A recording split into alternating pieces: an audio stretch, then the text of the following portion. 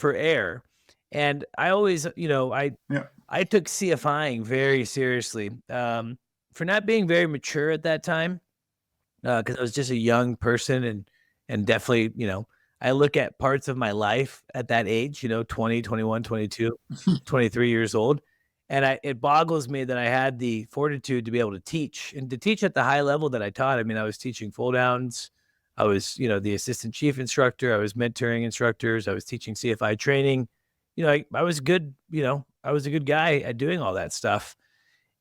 And one of the things is, I was very big on making sure that new CFIs understood the magnitude of what they were getting into. And, I think it's hard. It's that fine line of like, well, you want your student to fail because they have to fail to learn, just as you said. But you also Mhm. need to make sure that they're not failing so much that you're putting yourself or the helicopter or everyone in the helicopter at risk. And that's that fine line. And that's where it gets a little bit interesting that here in the United States, we're 200-hour instructors, teaching brand new pilots. It's a funny thing.